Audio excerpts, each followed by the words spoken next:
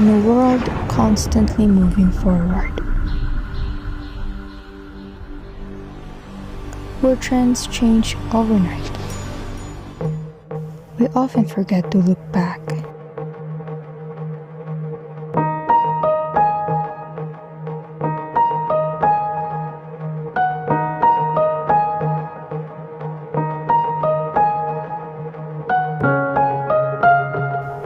Nagkakalimutan nating lingunin ang ating pinagmulan.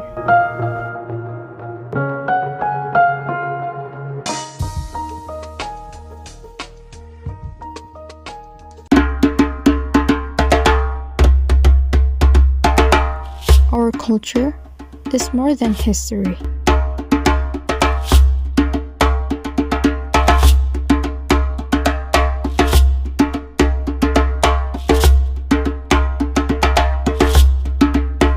Ito ay ating pagkakakilanlan. It's how our ancestors told stories without words. Sa sining, sa sayaw, sa musika. Ito ang puso ng ating pagka-Pilipino. But slowly, these treasures are fading. Hindi dahil wala na silang halaga, kundi dahil unti-unti natin silang nagkakalimutan.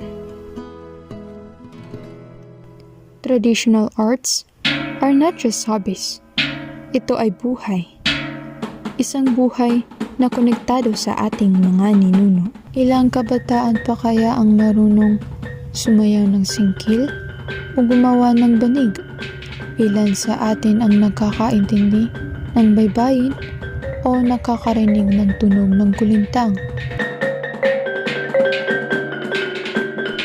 Preserving our culture doesn't mean rejecting the present. Ibig sabihin nito ay pagyakap sa parehong bago at luma. Gaya namin, kinakailangan talaga i-preserve namin ang aming kultura. Kasi ito yung beginning namin na talaga kung sino talaga kami as a Tausug. Our culture is our pride.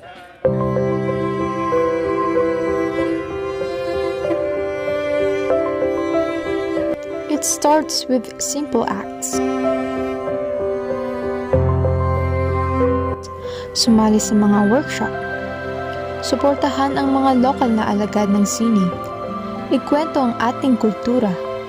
Ibahagi ito sa social media. Turuan ang mga bata.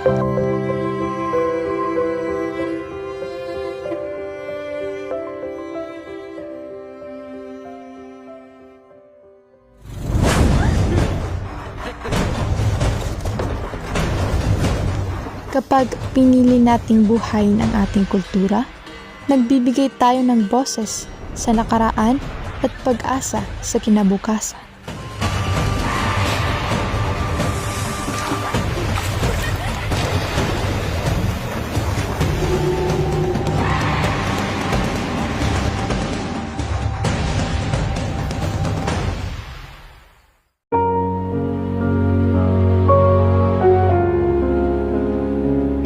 Ang ating tradisyon ay hindi pa nawawala.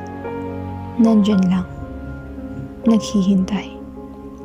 Naghihintay sa iyo, sa ating lahat, upang ito'y buhayin at mahalin muli. Let's keep our culture alive, not just in museums or on holidays, but in our everyday lives, in our hearts, in our hands.